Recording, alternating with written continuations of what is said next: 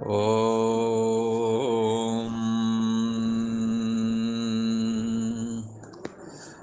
ओम गुरु ब्रह्मा गुरु विष्णु गुरुदेव महेश्वरः गुरु साक्षात् परम ब्रह्म तस्मै श्री गुरुवे नमः।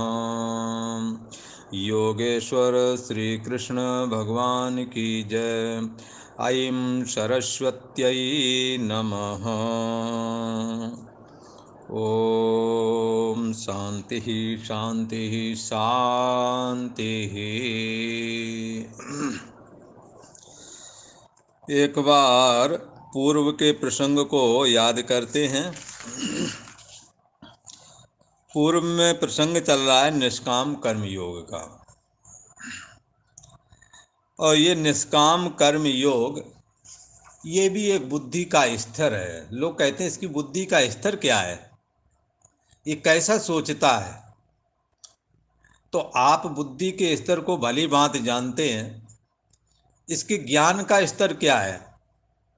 भगवान श्री कृष्ण ने ज्ञान के स्तर को, बुद्धि का जो स्तर ज्ञान का है वो क्या है, ये बात 11वें श्लोक से लेकर के 30वें श्लोक तक निरूपण कर दी। और बुद्धि का स्तर ये बताया कि तुम कभी मरते नहीं हो, तुम्हारा अस्तित्व अविनाशी है। ऐसा कह के जो न मैं मर जाऊंगा, नाशवान देह से मानो उन्होंने उठा करके अविनाशी तत्व में अहम की स्थिति लाभ प्राप्त करा दिया। दूसरा, बुद्धि का स्तर सुधर्म में क्या है। अपना पराया लेकर के आप चलते हैं, वो बात ठीक है। क्या आप अपना धर्म समझते हैं कि हमारा धर्म क्या है, हमें क्या करना चाहिए। भगवान ने गीता के द्वारा आपको कहा कि आप स्वधर्म का पक्षपात रह करके, पक्षपात किसी के साथ पक्षपात ना करके, और अपने स्वधर्म का, अपने कर्तव्य पालन का यदि आप पालन करेंगे, अपने कर्तव्य पालन को आप करेंगे, तो उस कर्तव्य पालन के द्वारा जो कि स्वार्थ को त्याग करके किया जा रहा है, ऐसा जो कर्तव्य पालन है उसके द्वारा मैं संतुष्ट होता हूँ, मैं प्रसन्न होता हूँ। और किसी के लिए भी स्वधर्म पालन से बढ़कर के कल्याणकारी और कोई रास्ता नहीं है, ये भगवान श्री कृष्ण की नज़र में है। भगवान श्री कृष्ण की नज़र में स्वधर्म पालन से बढ़कर, अपने कर्तव्य पालन से बढ़कर के अगले आदमी के लिए कल्याणकारी रास्ता कोई दूसरा नहीं है।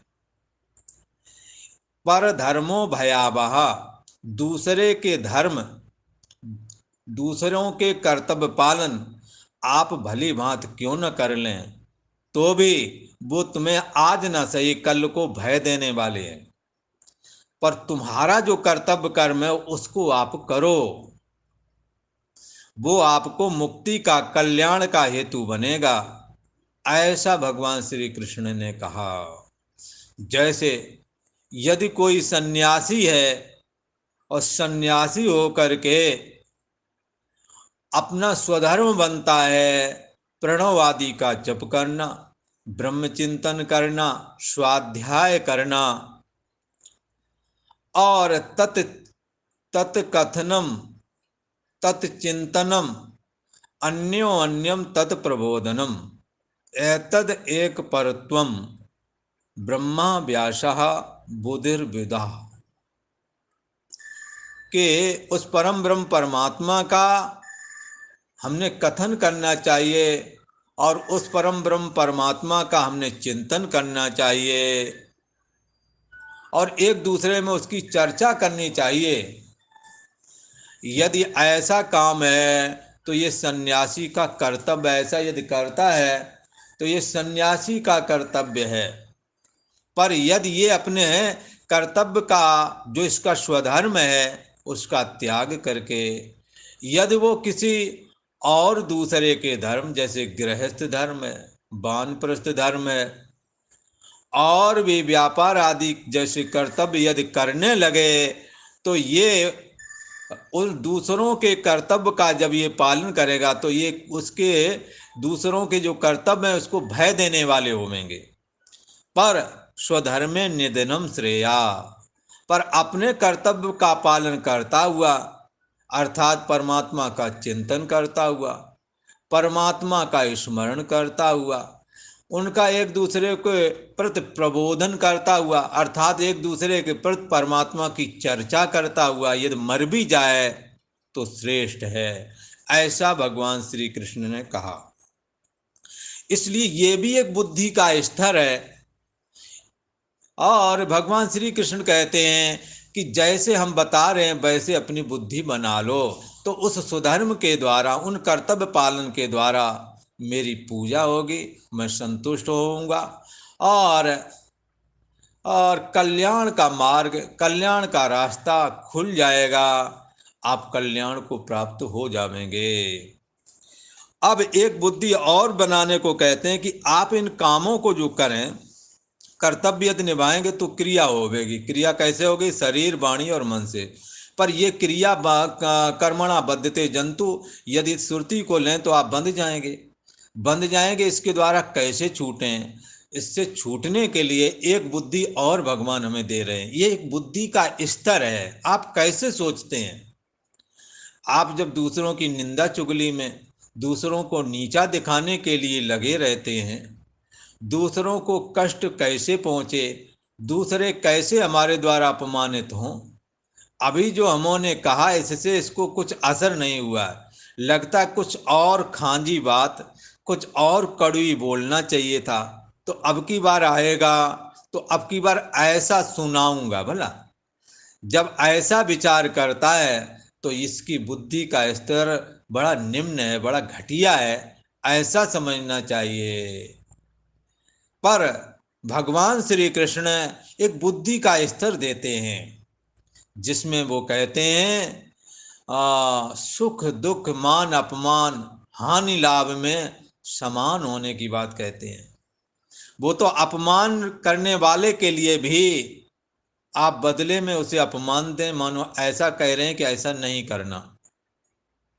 सम्मान करना आपका कर्तव्य है, आपके पास जो भी आए उसका सत्कार करो, प्रेम करो, बदले की अपेक्षा कभी मत रखो। ये एक बुद्धि का स्तर है। भगवान राम जब जंगल में थे और जब रावण सीता का हरण करके एक साधु का भेष बना करके उनके पास गया तो उन्होंने, चूंकि उस समय ये परंपरा थी, साधुओं से, ब्राह्मणों से हर कोई चर्चा करता था, क्योंकि ये निरपेक्ष और कल्याणकारी लोग हैं, परोपकारी लोग हैं, तपस्वी लोग हैं, हृदय में कपट भाव नहीं रखते हैं, ऐसा सभी के अंदर धारणा थी। इसलिए सीता जी से जब रावण पूछता है कि आप कौन हैं, किसके पुत्री हैं, किसकी पत्नी हैं, ऐसे पहले वो उनसे पूछता है। तब सीता जी ने कहा, हे ब्राह्मण, हम कौशलपुर नरेश राजा दशरथ की पुत्र वधू और भगवान राम हैं, मैं उनकी पत्नी हूँ। और उन्हों की ये विशेषता है, भगवान राम के लिए सीता जी ने कहा, हमारे पति की ये विशेषता है, वो दूसरों को देते हैं, लेते कभी नहीं। इसलिए ऐसी चर्चा उन्होंने की और भी चर्चाएं की। उन्होंने पूछा आप यहाँ कैसे आ गए, कौन हो, क्या हो, तो उन्होंने सारा परिचय दिया।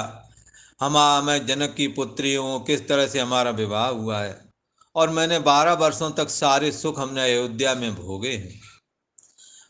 भगवान राम का विवाह होने के बाद 12 साल तक अयोध्या में रहे हैं ये लोग, और बड़े आनंद से रहे। जब युवराज पद घोषित करने जा रहे थे, भगवान राम जी को युवराज बनाने जा रहे थे, उसी समय राज परिवार में ये षड्यंत्र रचा गया था। जो बाद में रामायण नाम का ग्रंथ बनने के लिए कारण बना, है ना। तो उन्होंने बताया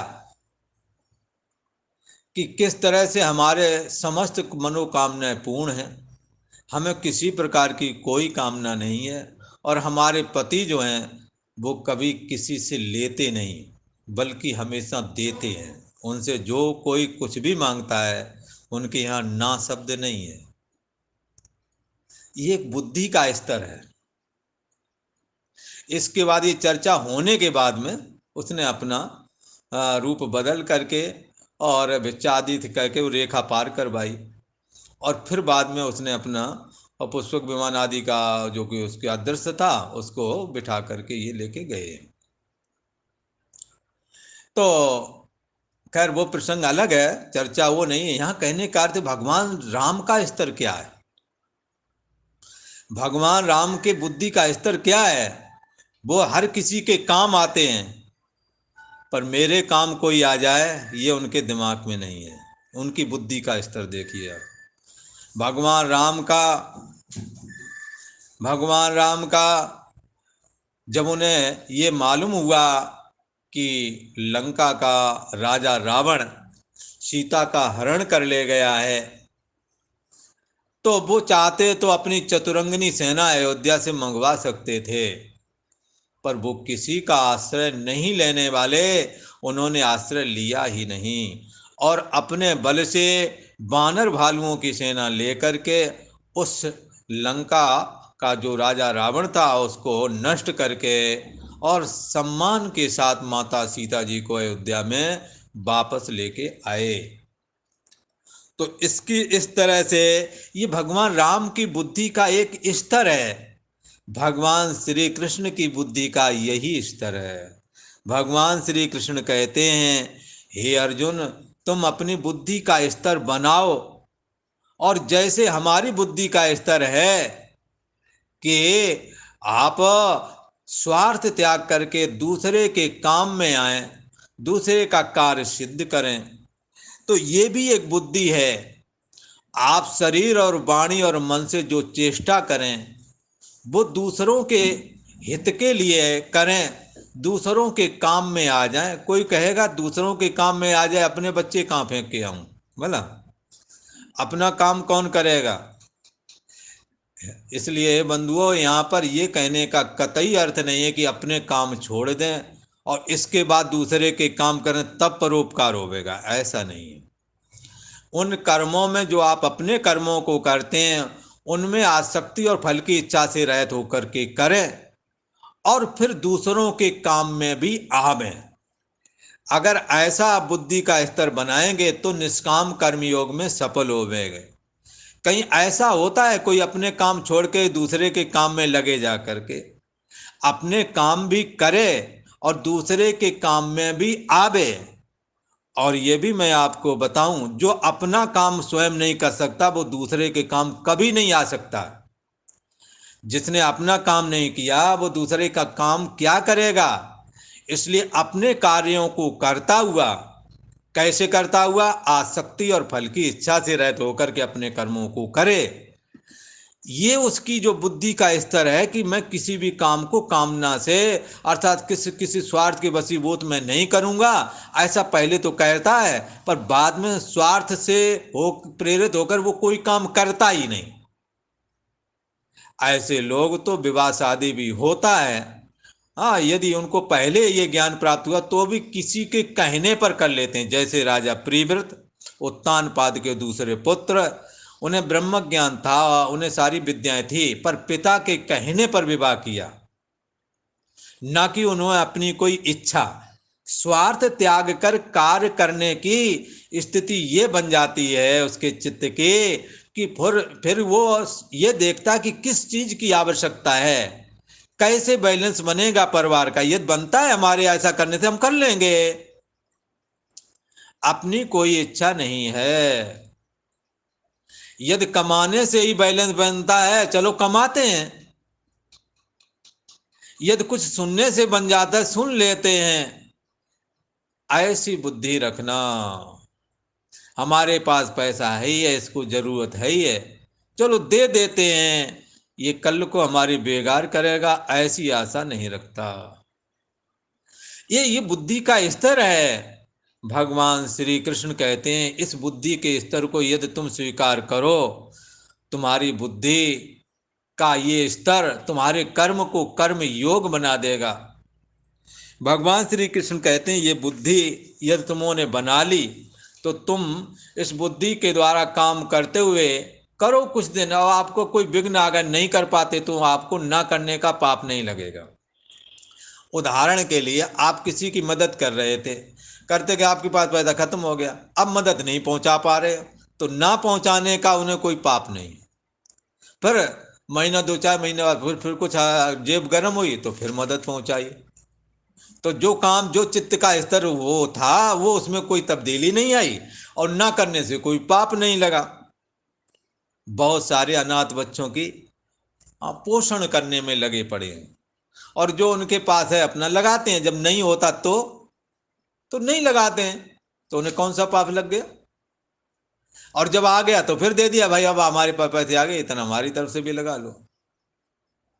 इसलिए ये निष्काम कर्मियों की बड़ी महिमा है।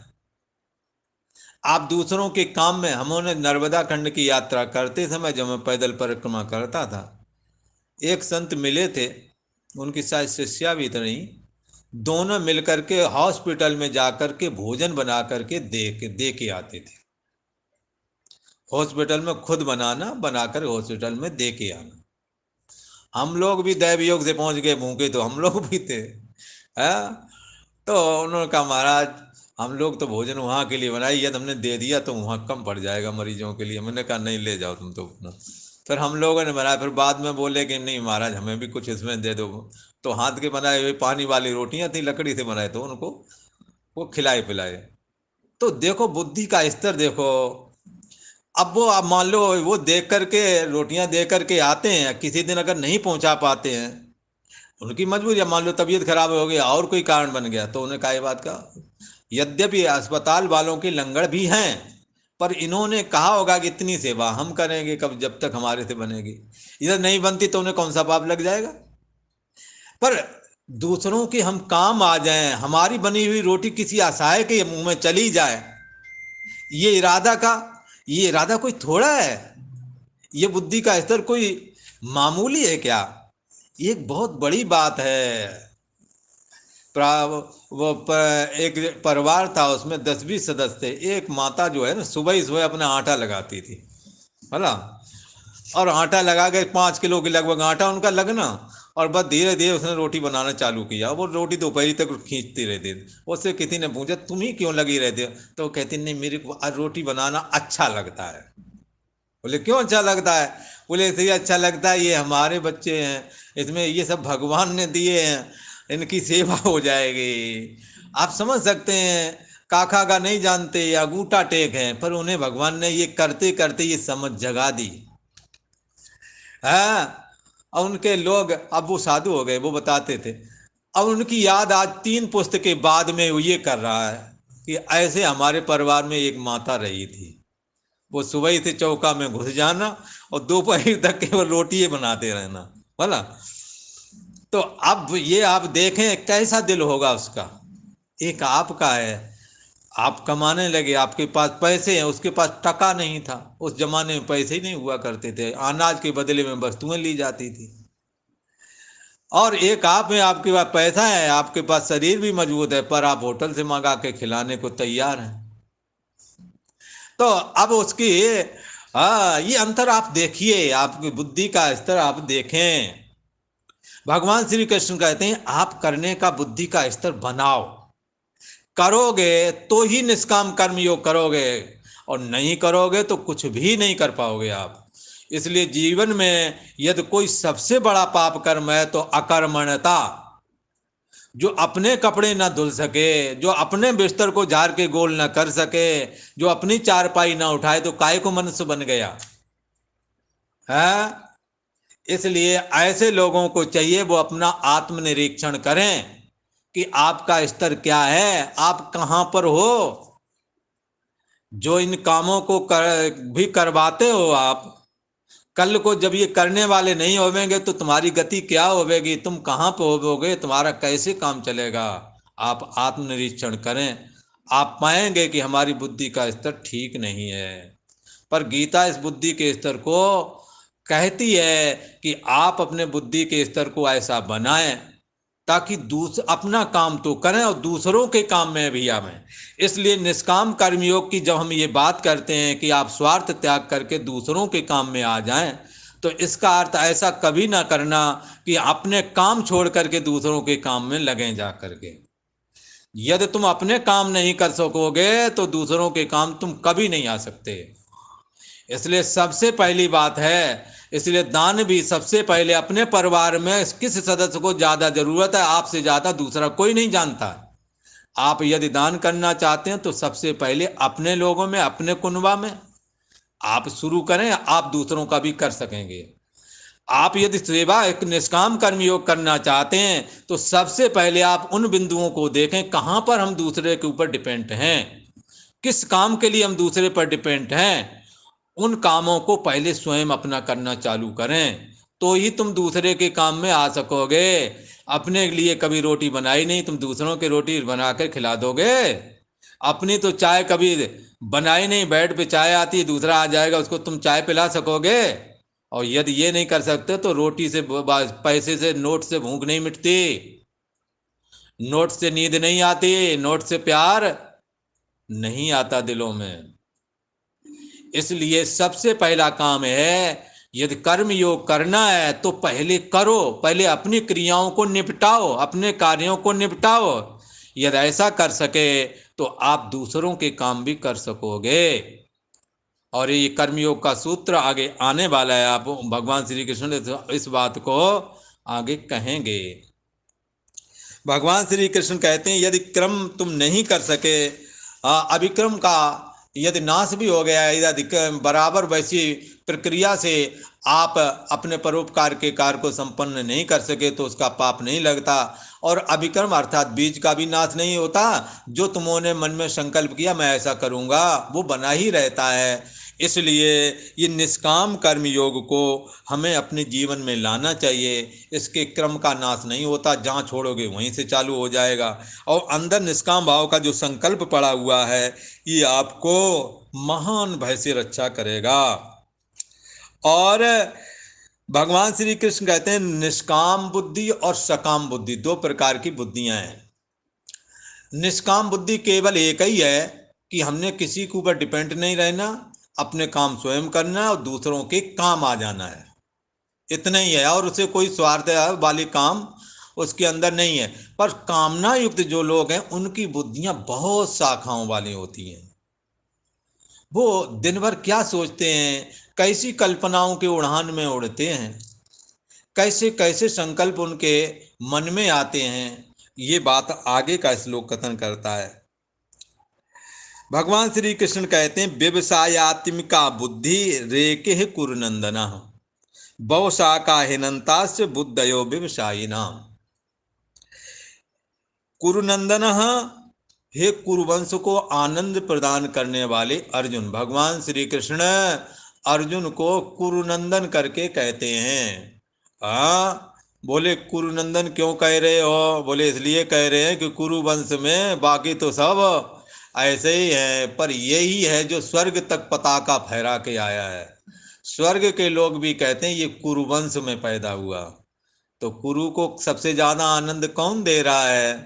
ये अर्जुन दे रहा है। हे कुरु वंश को आनंदित करने वाले अर्जुन, इन्होंने ऐसे काम किए कि जिनकी कीर्ति, जिससे कुरु यदि स्वर्ग में भी होवेंगे तो प्रसन्न होवेंगे कि हमारे वंश में भी कोई पैदा हुआ जो ऐसे परोपकार का कार्य करता है कि इंद्र के राक्षस जो शत्रु हैं, निवात कवच नाम के राक्षस थे, अकेले अर्जुन ने उनका संहार किया था। तो इसलिए ये कुरुवंश को आनंदित करने वाले हैं। अर्जुन से भगवान श्री कृष्ण कहते हैं कि निश्चयात्मिका बुद्धि तो एक ही होती है। निष्काम कर्मयोग भाई हमने अपने काम स्वयं संपादन करना है और दूसरे के काम हम आ जाएं, बस इतने ही उनका विचार। ठीक है, चाहे वो शरीर से, वाणी के द्वारा यदि हो सकता है तो वाणी के द्वारा वो उपदेश करके, और धन के द्वारा तो धन से, और मन के द्वारा कल्याण की इच्छा करके। और अपने को वो इसलिए नहीं करता, अपनों वो ईश्वर की शरण है ही है, अथवा उसने ज्ञान प्राप्त कर लिया, नहीं कर लिया तो शास्त्र ने जैसा मार्ग बताया कि तुमने किसी के काम आना है, अपने काम स्वयं संपादन करना है, आसक्ति और फल की इच्छा से रहते होकर के कर्म करना है, गांठ लगा ली, इसी रास्ते पर चल पड़ा है। तो ये उसकी बुद्धि एक ही है, बस एक ही निश्चय हो गया। परंतु जो कामना वाले हैं, वो कामना वाले, जरा उनका अलग सिस्टम है। और हमारे पास भी आएंगे, महाराज जी आशीर्वाद दो, ऐसा हो जाए, चलो उसका काम हो गया। पहले जैसे उदाहरण के लिए एक आए थे, उनके एक लड़की थी एक लड़का था, दोनों ही के विवाह नहीं हो रहे। अब हम कोई भगवान थोड़ी ना है, हम भी है। अब उन्हें ये लगता है ये आशीर्वाद दे दें तो हमारी लड़का लड़की का ब्याह हो जाए। मैंने कहा ब्याह तो हो ही जाएगा, यहाँ लड़की का ब्याह कहाँ रुकता है, लड़की ना करे तो बात अलग है। तो लड़की के तो 40 ब्याह वाले फिर घूम रहे हैं, और नहीं लड़का नहीं मिलता, ये है वो है, हमने वो बात अलग है, और वो ब्याह तो हो ही जाना है। और इसी प्रकार लड़के का है, तो लड़के का ब्याह ना भी हो तो क्या दिक्कत है। अरे भाई, अब ब्याह हो जाए फिर लड़के उससे पत्नी आ जाएगी तो कहोगे ये शिकायत वो शिकायत, बड़ा परेशानी। बार बार कहा, और बार बार कहा तो हमें तो पता है अपनी औकात, हम अपने ऊपर कृपा नहीं कर पाते तो तुम्हारे ऊपर कहा कर देंगे। तो हमें अपनी औकात पता है। पर दैव योग से भगवान ने विवाह करा दिया दोनों ही का, एक एक ही साथ फिर विवाह हो गए, थोड़े आगे पीछे। अब कुछ दिनों बाद कहने लगे, तो कहना चालू किया उसने, महाराज वो बहू बहुत खराब है। ये कामना वालों की बात कहता हूं भला, यहाँ दृष्टांत कहने में किसी का और कोई दूसरा प्रयोजन है, हमने केवल बुद्धि के स्तर को समझना है। और एक बार तो यहाँ रोज सुनाया, फिर एक बार तो ये कहा हमसे कि कोई उपाय करो वो मर जावे। हाँ, हमने कहा अच्छा। मैंने कहा एक काम करो, यहाँ से चुपचाप निकल जाओ अब।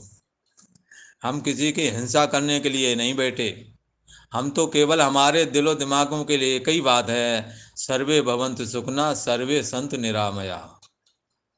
सभी सुखी रहें, सभी निरोगी रहें, हमारी तो यही कामना है, इससे ज़्यादा हम नहीं सोच पाते। और ये काम हमों का नहीं है। ये कामना वाले क्या करते हैं, पहले विवाह नहीं हुआ, विवाह होने के बाद अब विवाह जब अनुकूल नहीं तो उसमें तुम्हें मार भी दो, क्या बेवकूफ़ी बता ले। हाँ, इसलिए ये कामना वालों की कितनी बुद्धि है। फिर नाती हो गया, वो सही पढ़ने लगा, वो ऐसा हो जाए, सब हमारे ऊपर ला दे दो भला, अपना कुछ मत करना। तो ये है कामनाओं वालों की बात।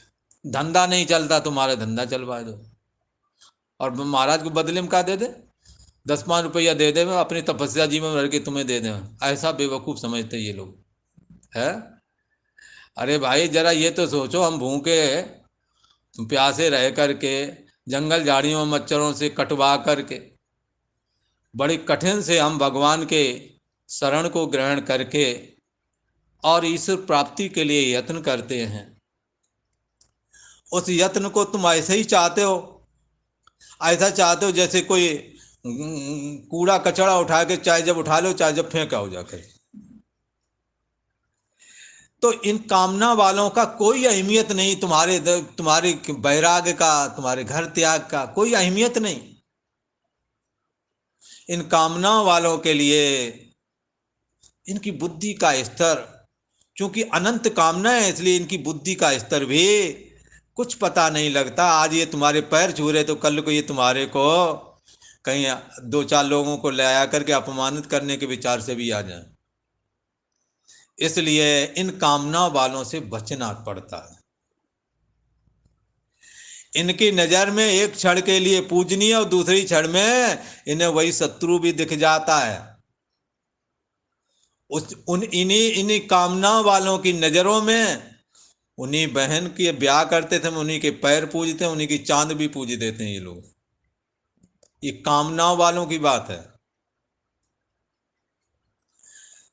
इसलिए इस कामना रूपी दोष से हमें बच कर के और एक कोई निश्चयात्मक बुद्धि का आश्रय लेना चाहिए, और वो है बुद्धि कर्म योग की, कि हम कर्म करें, अपने कर्मों को करते हुए दूसरे के कर्मों को भी स्वार्थ का त्याग करके संपादन करा दें। इसलिए इन सकाम मनुष्यों की जो बुद्धियां हैं निश्चय करके ये बहुत भेदों वाली हैं, ऐसा कहा। अब ये इनकी कैसे भेदों वाली है, ये कैसा सोचते हैं, इनके मन में क्या क्या चलता रहता है, ये बातें भगवान श्री कृष्ण आगे के श्लोकों में कहते हैं। वो पुष्पित वाचाओं में उलझे रहते हैं। जैसे अभी आप YouTube खोलें, उसमें देखेंगे ये हस्तरेखा है, ये विश्व, ये क्या कहते हैं, आयु रेखा के सामने में आयु रेखा, हृदय रेखा, नहीं बुद्धि रेखा, फिर हृदय रेखा। हृदय रेखा पर अगर दो भाग है तो ये विष्णु रेखा है, और ये आपको धनी होने का कह रही है, बोला आपका भाग खुलने वाला है। अब ये पुरुषार्थ तो नहीं करेंगे, अब इसमें उलझे कि भाग खुलेगा हमारा भी, बोला ये पुष्पित वाचाएं, प्रशंसा परक शास्त्र के वचन। ये प्रशंसा परक शास्त्र के वचन जो कहे जाते हैं, ऐसा कहने के पीछे कि साधक की शास्त्र में प्रवृत्ति हो और इस बात को भी जान जाए कि आप केवल प्रारब्ध के भरोसे या रेखाओं के भरोसे मत बैठे रहना, आप अपने कर्तव्य कर्मों को करो, और तुम्हारे इसमें जो है एक रेखा दिखा रही है, अगर तुम पुरुषार्थ करोगे तो ऐसा हो सकता है, ना कि तुम बैठे रहो और रेखा तुम्हारी कर रोटी चला देगी आकर के। हाँ, बोले तुम्हारे यहाँ, हाँ हाँ, वो जो है ना एक त्रिभुज बना हुआ है, वो महालक्ष्मी का योग दिखा रहा है। बोला आपको घर बैठे ही या तो आप पैसे वाले घर में जन्म लेंगे, या घर बैठे ही बहुत लक्ष्मी बरसेगी। बोला आज तक बरसी है किसी के यहाँ क्या? ख्वाब छोड़ दो, ये पुष्पित वाचाएं हैं। इसी प्रकार एक ऐसा कहते हैं, चिंता मत करो। लड़कों को का समझाया हुआ कर बुजुर्ग करते थे, जब ज्यादा रोने लगते थे छोटे मोटे बच्चे, चिंता न करो बेटा, तेरा अच्छा ब्याह करा देंगे और बहुत बढ़िया बटुआ जैसी बहू आ जाएगी, खूब बढ़िया आनंद से रहना। लड़का खुश हो जाता था।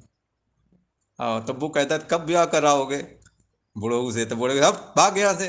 पर तो रो रहा था, चुप कराने के लिए कहा था, न कि कोई विवाह कराने जा रहे थे। बताओ, वो लड़के को चुप कराने के लिए ऐसा कहा था। उसके दादा परदादा होते थे ना बूढ़े बूढ़े लोग, तो वो ऐसा समझा देते थे, तो वो चुप हो जाता था। तो अब इसके पीछे क्या है कि तेरा ब्याह कराएंगे क्या? अभी थे पढ़ा ना लिखा, 2 टके का काम नहीं जानता, तेरा विवाह करा देंगे क्या?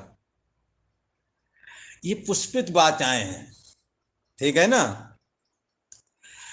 इसी प्रकार शास्त्र ये भी कहता है कि आप यहाँ पर गंदे कर्मों को छोड़ दो, अच्छे कर्मों को करो, हमेशा सुखी रहोगे। बोला अच्छे कर्म वाले सभी सुखी तो है ना, किसी को किसी प्रकार का दुख तो नहीं है। जो अच्छे कर्म करते हैं उन्हें भी दुख होता है, गंदे वाले तो हमेशा दुखी रहते ही हैं। पर जो अच्छे करते हैं उनके जीवन में भी उतार चढ़ाव आते रहते हैं। क्या अभिप्राय है इसका? शास्त्र तुम्हें गंदे कर्मों से हटाकर अच्छे कर्मों में लगाना चाहता है, इसलिए कहते तुम सदा सुखी रहोगे। पर अच्छे कर्म करने वाला भी दुख को प्राप्त होता है, तो सदा गलत कर्म करने वाला सुखी कैसे रह सकता है? शास्त्र गंदे कर्मों से हटाकर अच्छे कर्मों में लगाता है। अच्छे कर्मों वालों से कहता है तुम अच्छे कर्म करो, यज्ञ दान तप करो, तुम्हें स्वर्ग की प्राप्ति होगी, कभी दुख नहीं होगा। पर ऐसा होता नहीं है। स्वर्ग में जाने वाला क्षीणे पुण्य मर्तलोके विसंति, पुण्य जब क्षीण हो जाता है तो पुनः उसे मृतलोक में डाल दिया जाता है। बोला तो ऐसा क्यों कहा था?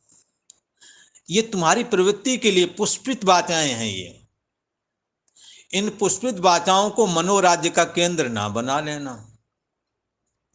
जब लड़की का विवाह करते हैं तो मध्यस्थ जो होता है ना, बीच वाला जो कराता है, वो कहता है कि आप एक बार विवाह कर दो अपनी लड़की का, रानी बन करके रहेगी। भला रानी बन के रहेगी, राजा हैं क्या वो लोग? चक्रवर्ती सम्राट है क्या?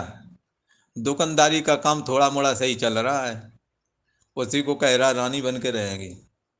रानी राजा कुछ नहीं, मेहनत नहीं करेंगी तो रोटी नहीं जोड़ेगी। मेहनत करोगे तो ही सब चलेगा। और बाद में जब वहां गए तब वो कहते तो कहते रानी बन के रहोगे, ये करोगे, वहाँ ऐसा है, वहाँ कोई नौकर नहीं हो, कोई वो नहीं। अरे वो इसलिए नहीं कहा था, अरे जरा दिमाग लगाओ, ये विवाह हो जाए, किसी तरह संयोग बन जाए, यही अभिप्राय था इतना कहने में। अच्छा परिवार है, लोग अच्छे हैं, इसमें क्या कमी है? अब मेहनत करो, तुम अपना कर लो उन्नति जितनी, चाहे रानी बन के रहो चाहे राजा बन के रहो, क्या दिक्कत है? तो ये पुष्पित वाचा, इसको कहते हैं पुष्पित वाचा, दिखावटी बात। ये जिनकी बुद्धि निष्काम कर्म योग में स्थित हो गई है, जिनका निश्चय एक है, उनके अंदर ये विचार नहीं आते। वो जानते हैं कि हम करेंगे तभी हमें कुछ मिलेगा। भगवान श्री कृष्ण कहते हैं इन पुष्पित वाचाओं में ये कामनाओं वाले पड़े रहते हैं। तो अब वो बताते हैं कौन सी पुष्पित वाचाएं, दिखावटी शोभा युक्त वाणी। भगवान श्री कृष्ण कहते हैं, ये 3 श्लोकों में इसका कथन कर रहे हैं, कह रहे हैं यामिमां पुष्पितां वाचं प्रवदन्त विपश्चिता वेदवादरताः पार्थ नान्यदस्तीदवादिनः कामात्मनः स्वर्गपरा जन्म कर्म फल प्रदाम भोग क्रिया विशेष बहुलाम भोगैश्वर्य गतिम प्रति भोगैश्वर्य प्रसक्तानां तयापहर्त चेतसाम व्यवसायात्मिका बुद्धि समाधो न विधीयते। ये 3 श्लोक करके कामना युक्त बुद्धि का निरूपण किया गया कि कामना वाली बुद्धि का कैसा स्थिर होता है, कैसे ही लोग सोचते हैं, इस बात का निरूपण करते हैं। कहते हैं कि हे अर्जुन, पार्थ कामात्मानः वेदवाद रतः स्वर्ग परः अन्यत् नास्ति। हे अर्जुन, कब भोगों में कामात्माना, जो कामनाओं में तन्मय हो रहे हैं। कौन सी कामना? भोगों में, भोग पदार्थ हमें मिल जाए, इंद्रियों का भोगों के साथ जो संबंध है, इसको कहते हैं कामात्माना। जो भोगों में तन्मय हो रहे हैं, जो सुंदर भोजन मिल रहा है बस उसी में लचे पचे, सुंदर सुंदर गाना सुनने को मिल रहा है, कान के विषय में लगे पड़े हैं, सुंदर रूप दिखने में आ रहा है, फिल्म आदि देखने में लगे पड़े हैं, बोला जो भोगों में तन्मय हो रहे हैं, बोला।